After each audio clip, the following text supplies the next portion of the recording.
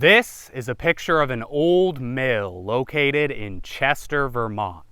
Way back on July 29th of 1902, there was a gun on the second floor of this mill. A gun that James Waterman, the mill's owner, could not keep out of his mind. And this is the gravestone of Clarence Adams, sitting atop a little hill overlooking the beautiful valleys of Chester, Vermont. Way back in the evening hours of July 28, 1902, Mr. Clarence Adams here came bursting into his house with blood streaming down his leg, hollering that he had just been shot in a botched robbery. Earlier that evening, Clarence had been riding home on his wagon when two men appeared on the edge of the road, aimed a couple of guns square at his chest, and demanded that he hand over his valuables. Clarence tried to get away. He leapt out of his seat and he whipped his horses into a sprint, but the thieves were just too quick on the trigger. As Clarence stood up, a thunderous blast echoed through the quiet mountain night, and poor Mr. Adams collapsed into the bottom of his wagon. A spray of buckshot deeply embedded into his thigh. Luckily for Clarence, the horses knew the way home though, and before long the next morning, local doctors were very carefully pulling 84 pellets from the leg of Clarence Adams. This shooting was a massive news story in Chester for two main reasons. The first being that this was not just some singular event. This was not just a random act of violence, no. This assault was the culmination of a massive string of burglaries and theft that had plagued the tiny town of Chester, Vermont for the last 16 years.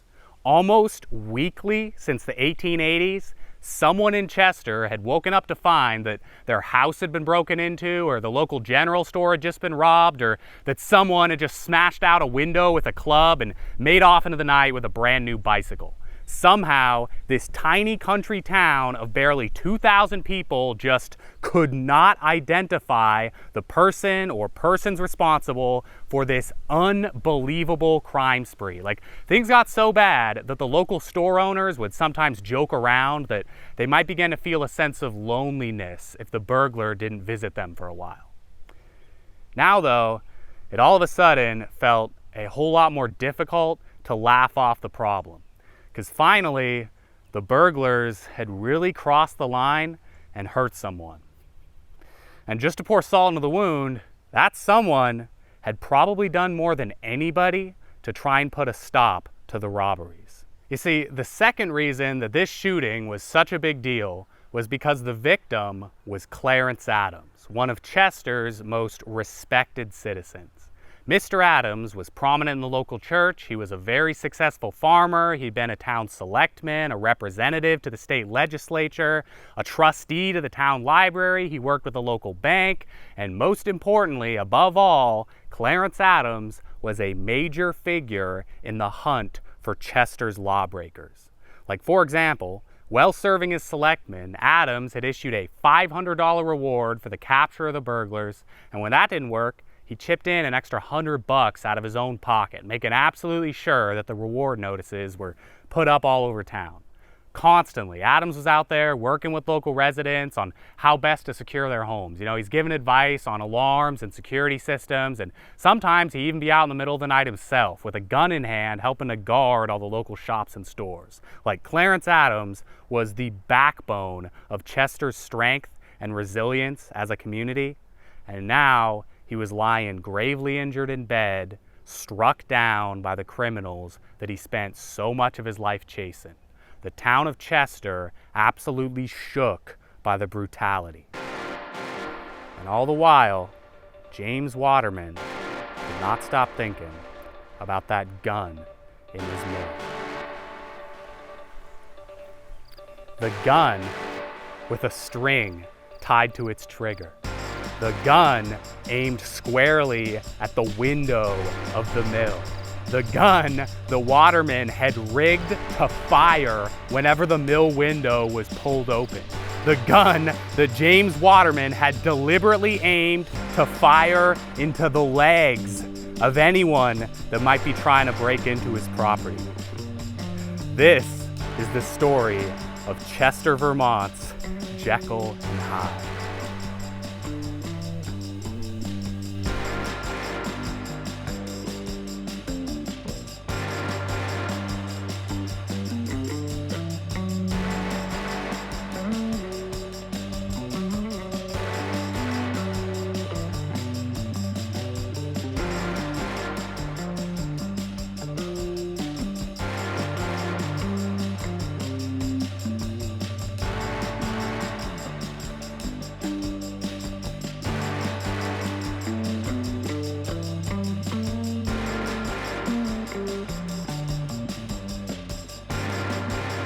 Okay, so by now, I'm sure you got a pretty good idea of what went down in Chester back in July of 1902. Clarence Adams here had tried to break into the mill of James Waterman, been shot in the leg by Waterman's gun trap, and then completely fabricated that whole roadside robbery story to try and explain away the wound. Shockingly, the ingenuity of a humble mill owner had exposed Clarence Adams, a pillar of his community, as the man behind the unbelievable crime spree that had tormented Chester for a decade and a half. Clarence had been breaking into the houses and businesses of friends and neighbors right under their noses and doing it all while putting up this masquerade that he was doing everything he could to try and stop the villainy. And why was he doing all this? Well, for amusement, of course.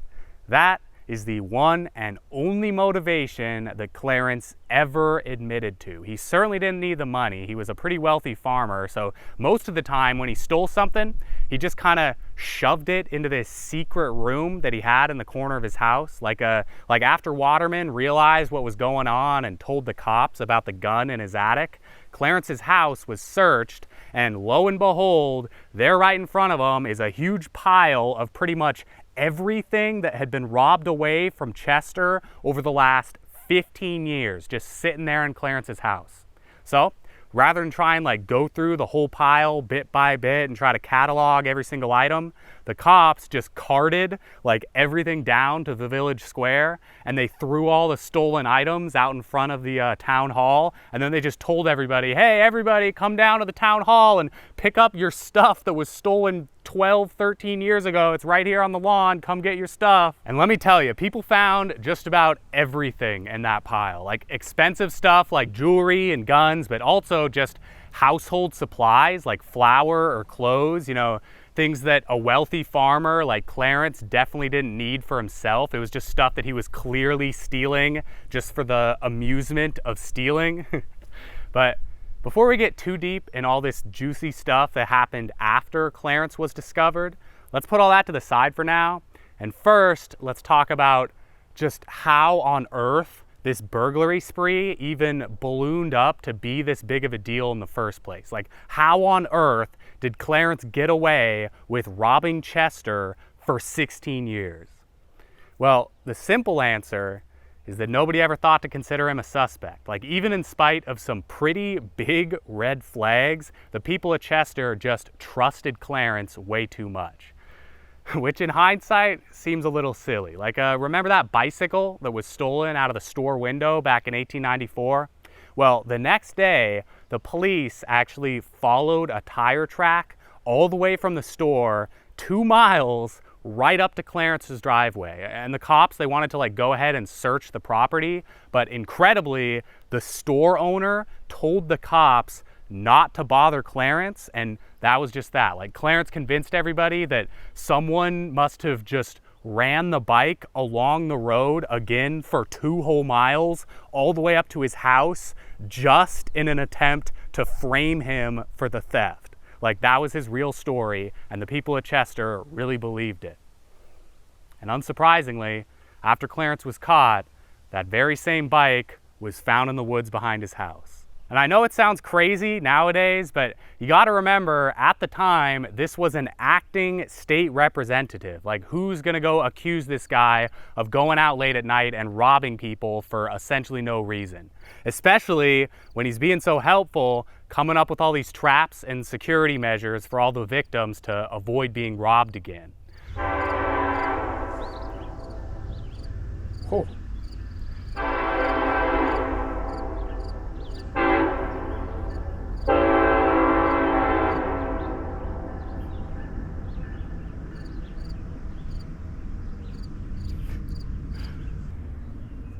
Okay, I think it's done. In hindsight though, Clarence helping people with all the traps and the alarms and everything, that was clearly just another way for Clarence to kind of get one over on the townsfolk. You know, Adams, he knew basically every single bolt and lock and watchman in all of Chester, and he would use that information to get away with the most unlikely of crimes. Like, for a great example, we can look to the general store of James E. Pollard, a frequent victim of our gentleman burglar.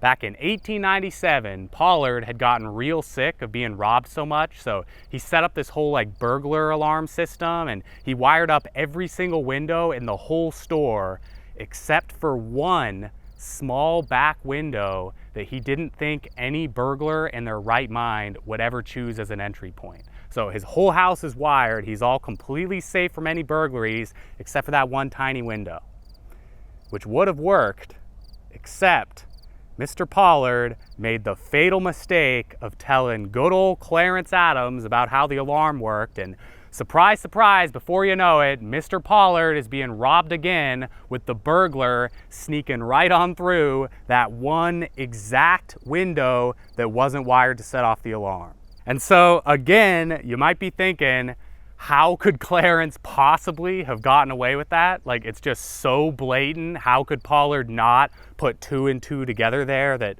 okay, I told this guy about the one weakness of my alarm system, and then my building was broken into by exploiting that exact weakness? But again, Clarence was just way too close to these people. Like, James E. Pollard and Clarence Adams were not just like casual acquaintances, they were good friends. Pollard was actually a state senator in the 1890s, and it was because of his direct support that Clarence was eventually elected to the state legislature too. Like, isn't that just insane? Like, you do everything you can to try and help your friend to be elected to be a state representative, and then as soon as he's elected, he just turns around and breaks into your property while he's in office so that he can steal $15 and a fur coat. Like, it's just such an absurd scenario that I'm sure it never even crossed Pollard's mind that it could be his good friend Clarence who was behind all the robberies. Oh, and by the way, Pollard was far from the only close associate of Clarence to end up as one of his victims too. Like even Clarence's family wasn't safe. Like, for example, in 1887, the cousin of Clarence Adams had his house broken into, and several $100s in this fancy gold watch were stolen during the burglary. And then, wouldn't you know it, 15 years later, there's that very same watch just sitting in Clarence's house, another piece of a huge pile of stuff that the cops discovered in his home. Like, it's pretty crazy, right? Like from what I've read, Clarence even went as far as to get all like fake angry and furious and like throw this big fit about how someone would dare to rob his precious cousin, and he's marching down to their house in the morning after the robbery, and he's looking over the building, and he's thinking real hard, and he's telling his cousin about how sorry he is that someone would ever do this to him, and, oh, I'm gonna get that dastardly robber. Like, I have to imagine that Clarence just felt invincible during those 16 years, because some of the stuff he was getting up to was just so brazen that it is hard to believe. Like, sometimes apparently Adams would just go down to the train station whenever the mail train was coming in, and he'd just ride his wagon up to the train and then just chuck a couple of boxes that weren't his off the train into his wagon, and then he'd just ride away, correctly assuming that anyone who saw him would just think that those were actually his boxes and he was just there picking them up. Or another time, a local store owner bought this like huge big stock of revolvers so that the townsfolk could like arm themselves and defend their property from the town burglar. So of course, Clarence just broke into the store and stole a few of the pistols for himself. And then again, the very same guns are just sitting on that pile of crap years later when Adams was finally caught. Ooh, or how about this one? One time, Clarence stole a whole bunch of shingles from somebody, and then he just turned right around and put all the shingles up on his own roof. And still, even that didn't get him caught. Just completely out in the open, advertising his guilt on his literal house in front of everybody's eyes. But still, even with all that confidence, Clarence Adams couldn't run forever. James Waterman, the mill owner with the gun trap, was just a little bit too smart for him. Kind of. You see, in a very darkly comedic twist of fate, James Waterman actually tried to tell Clarence about the gun trap just hours before it eventually went off. Like, Waterman was supposed to meet Clarence that day over at the town post office to like talk about the trap, but for some reason that is apparently lost to history as far as I can tell, Clarence did not show up, and so we never learned about the trap, and that's how he ended up getting shot. Hey, real quick, I'm editing the video right now, and I just noticed that for some reason I referred to the mill owner for the entire video as James Waterman, but his real name is Charles Waterman, just so you know. Not James, it's Charles. I don't know how I messed that up. My bad. Back to the video. Like, it's such a strange little sequence, isn't it? Like, moments like these are just so fascinating to try and place yourself in. Like just imagine that you're James Waterman, right? Like Waterman had been dealing with grain robberies for months, and just recently $1,500 had been stolen out of his safe. So of course he's gonna go do the prudent thing, and he's gonna talk to the guy that's leading the efforts to catch the burglar. And then fast forward a couple hours, and now he knows that the guy who's leading the efforts to catch the burglar is the burglar. Like, in the blink of an eye, James Waterman has become the only person on Earth with the power to end the famous Chester, Vermont burglary string. And so he ends it. He tells the cops about the gun trap, and they investigate the gun and the pellets that were pulled out of Clarence's leg, and they go down to where Clarence said that he was shot, and of course there's absolutely zero evidence on the road that anything ever happened there. There's no footprints, there's nothing. And so they go and search Clarence's house, and now we're right back to where we started, with the capture of Clarence Adams and the huge pile of stuff that they found in his house. A series of events that was so shocking that it spread way beyond this sleepy little corner of New England.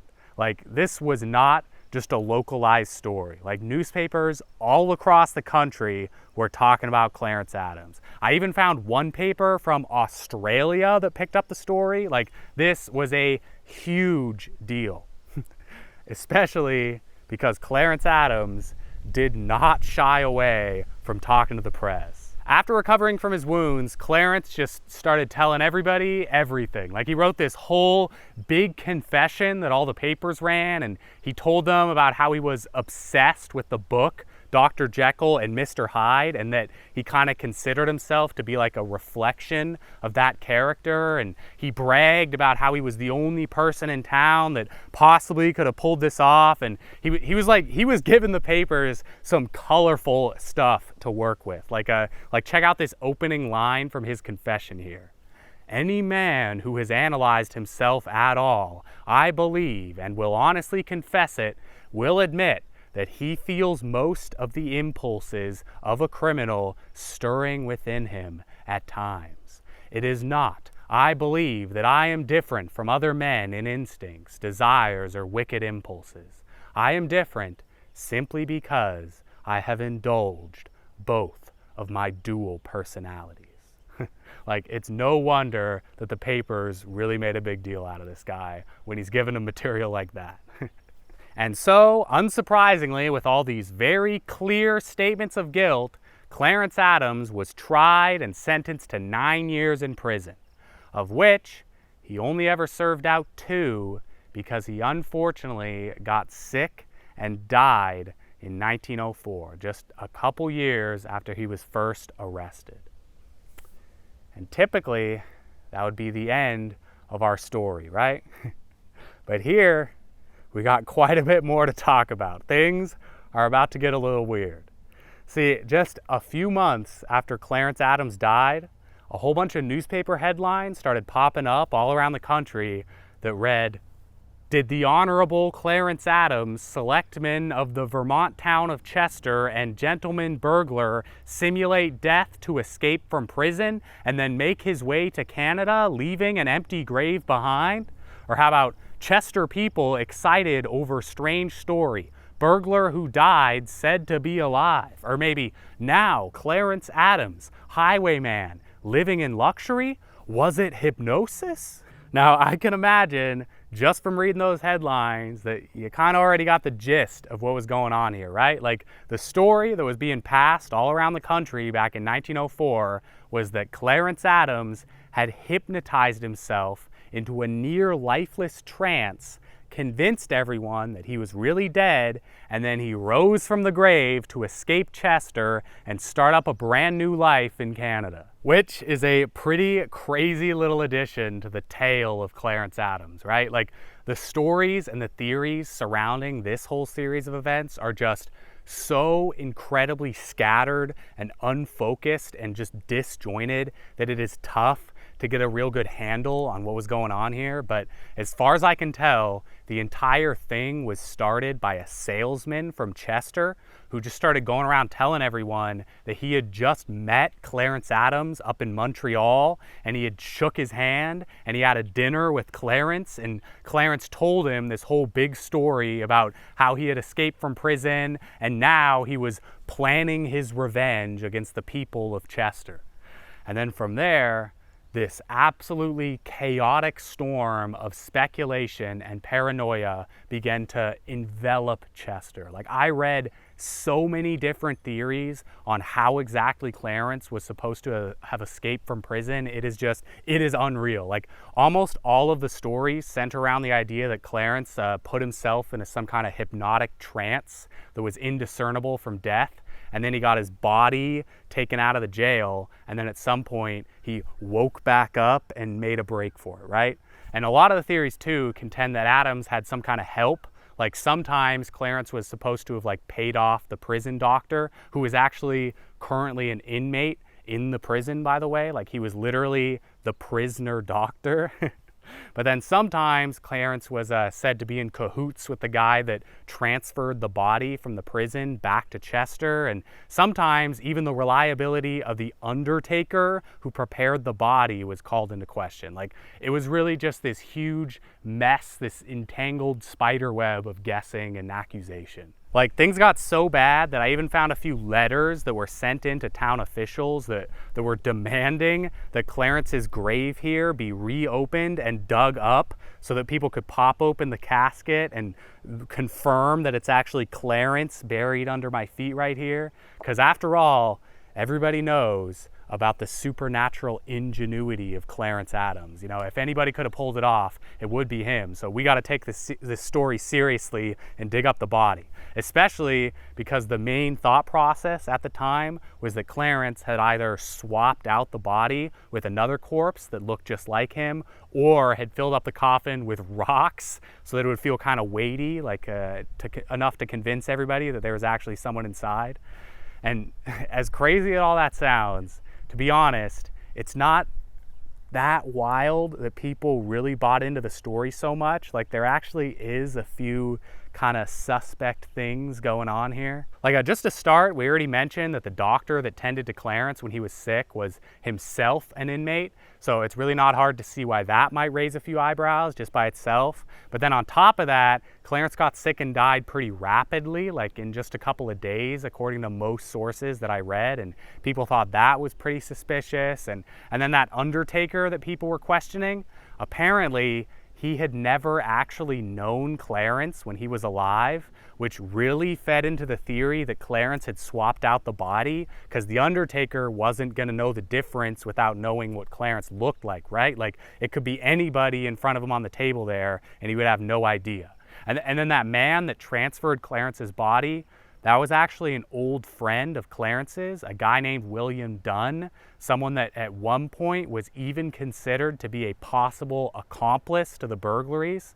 You know, like despite the fact that Clarence always maintained that he had worked basically alone, there were always these vague rumblings that somebody else was also wrapped up in the conspiracy, you know, to the point where the police were actually scared that someone was going to come and try and like rescue Clarence back when he was still recovering in bed from the gunshots. Like They kept seeing people ride by his house at night in wagons, and so they were thinking that Clarence's friends were hunting for an opportunity to break in and steal away their brother in crime. So even from way before the whole hypnotism thing started up, like, people kind of had the idea in their heads that there was still some people in Chester who were out there conniving with Clarence, right? Another thing that really had people thinking was all those references to literature that Clarence was making back when he was first arrested.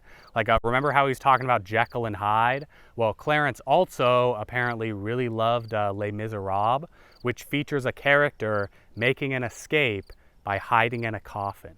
And so a lot of people thought that Clarence was concocting this whole escape scheme as yet another homage to one of his favorite stories.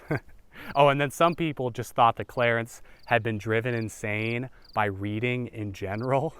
Also, the way that Clarence's body was dressed when it left the prison also kind of raised people's suspicions. Like, supposedly he was wearing some kind of like big flowing robe that looked almost like a clergyman's outfit. And so, wouldn't you know it, a bunch of Chester townsfolk distinctly remembered seeing a priest leaving town on a train the same night that Clarence was supposed to have died.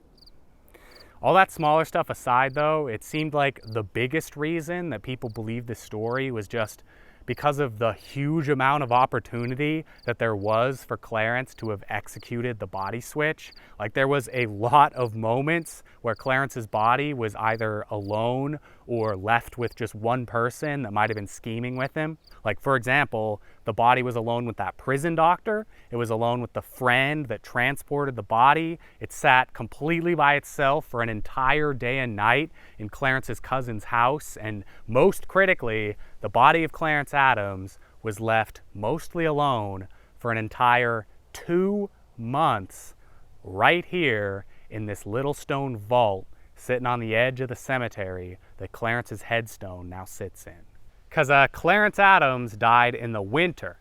And back in the day, if the ground was too hard to dig a grave, like it was too frozen, then bodies would sometimes be placed in holding tombs like this until the ground was soft enough to dig a grave. So a lot of people thought that this building was where Clarence made the famous body switch. Like, check out this crazy drawing I found that's supposed to show somebody like breaking Clarence out of the coffin as it sat in the holding tomb. But at the end of the day, as moderately compelling as some of that evidence is, there was also quite a bit working against the theory that Clarence Adams was still alive. Like, for one, this whole idea that Clarence was like capable of hypnotizing himself, as far as I can tell, that really only popped up after he was supposed to have cheated death. Like, I found 0 references to Clarence ever being some kind of like master hypnotist before he died. But then all of a sudden, as soon as these theories start to pop up, Clarence Adams is portrayed as this like unbelievable occult master of the mind who was constantly boasting about how he could hypnotize people. And it is now recalled that Adams had a mysterious power over himself and others, and several Chester folk have unpleasant remembrances of being under his power. And before he died, nobody ever talked like this about him. I found 0 references at all, period, of him being able to hypnotize himself or anybody. But even beyond that, there was some more concrete evidence against the idea that Clarence was alive. Like, for example, the prison warden swore that he had watched Adams draw his last breath with his own eyes. Like, it was not just the prison doctor in there with him. And the undertaker that addressed the body, he distinctly remembered seeing a big scar on the leg of the body. So even if he didn't know what Clarence looked like, he definitely saw a wound on the body that would be very difficult to recreate on some other corpse. And then for a real hard piece of evidence, before Clarence's body was finally laid to rest, his coffin was actually opened one last time by the cemetery sexton, who said that he was pretty dang confident that it was Clarence in that big wooden box. So again, this was after the body had been sitting in that temporary tomb for a couple of months. So the sexton, despite the little bit of rot and mold that had showed up on Clarence's face, he confirmed, that's Clarence in there, I am pretty dang sure. Oh, and real quick, another kind of funny little piece of evidence that was often used against the hypnotism theory was the Undertaker's testimony that he had actually injected the body with a whole bunch of embalming fluid when he was dressing the body, you know, which would have definitely killed anybody that was still alive and under some kind of hypnotic trance. And I guess that statement prompted some of the local newspapers to argue that maybe the Undertaker had injected the body with water and just pretended that it was embalming fluid. And you ever think about that, guys? Like, maybe the Undertaker was in on it and he just used water. Like, come on, we gotta probe deeper here, guys. But above all, there is one real big nail in the coffin of the resurrection theory that is pretty impossible to ignore. And that is that the initial story about the salesman meeting Clarence up in Montreal was actually completely made up. Like, I found several interviews with the salesman who supposedly met Clarence where he is very clearly saying that the famous Montreal conversation never happened. He never met Clarence. He never heard him talk about how he was coming back for revenge against Chester. Like, the salesman had not even been to Montreal in a long time. Like, this was just a complete hoax of a story, and the salesman was honestly kind of baffled to find out that there was this giant conspiracy that he was like the central figure in. Like, somehow some rumor must have been started that eventually started to be treated like fact, and it just rolled and rolled and got out of control, and before you know it, Clarence Adams is alive in Montreal. But still, despite the fact that Clarence Adams is probably laying right here under the stone that bears his name, we'll never really know with 100% certainty, because as far as I can tell, the body was never actually dug back up. It's been sitting right here ever since it first went into the ground.